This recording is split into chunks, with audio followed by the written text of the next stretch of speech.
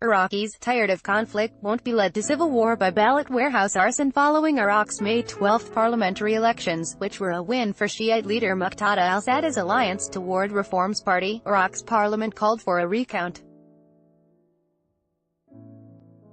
But before it could be done, a number of ballots were destroyed on June 10 when a fire broke out at a warehouse holding ballots in Baghdad. Masoud Shahjera, founder of the Islamic Human Rights Commission, told Radio Sputnik's Loud. He, current prime minister, did extremely badly. I think the perception is that he is one of those that would benefit from this if there is corruption, and if there is any irregularity, Shahjera told Loud. I think there is another aspect that we need to take into account. There are other elements that want to create conflict, or fuel the conflict, and create civil war, possibly, and even go and wage armed conflict, and this could have been sort of one of those dangerous incidents which could trigger that sort of conflict. The Iraqi Independent High Elections Commission was renting the warehouse from the Iraqi Trade Ministry at the time.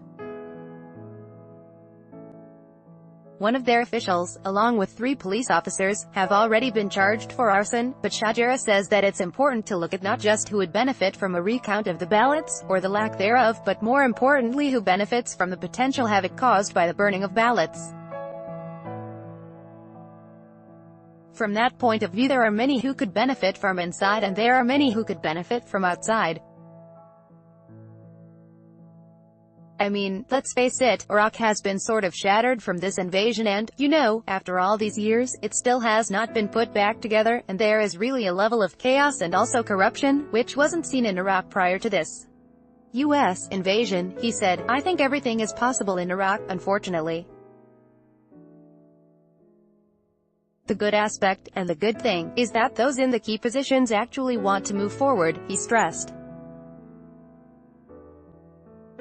In Iraq, the party that wins the most seats in parliament gets to elect the prime minister and president, who in turn form a government. In the initial counting of votes, that opportunity went to the Alliance Toward Reform's party, or Arson, a coalition of communists and supporters of al-Sadr, a Shiite cleric and former militia leader who once fought against the U.S. occupation of Iraq. As the country's democracy begins to take shape again after the deposing and execution of its former leader Saddam Hussein, it is still struggling with attaining autonomy and a huge amount of mistrust and corruption, Shahjera suggested. There is a huge, sort of, interest both inside and outside. And all the players, all the regional players and regional powers, have tremendous interest in this, you know, Saudis, Americans, Westerners, Iran, Israelis, everybody has got an interest in this, and this is one of the problems that Iraq is facing. In such a quagmire, the deliberate arson is especially disconcerting, but its meaning is uncertain, Shahjera emphasized. Was this because they want to hide the rigging of the election, or was this something to trigger further conflict? It is really anyone's guess, he told Loud. I think what we are seeing right now is Muqtada al-Sadr is announcing that we don't want to allow ourselves to go into civil war, and the Fatah movement, which is the militias being associated with Iran, they don't want to go into any sort of conflict. And they seem to be ready to come together to lead a government.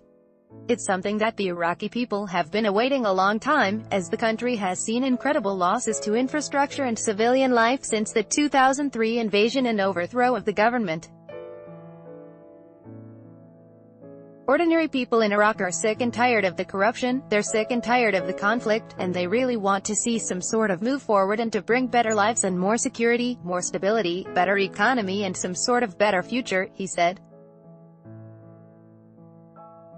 I think those in power, those who have been elected, have tremendous pressure on them to deliver, and I hope that will be the reason we won't see a further conflict.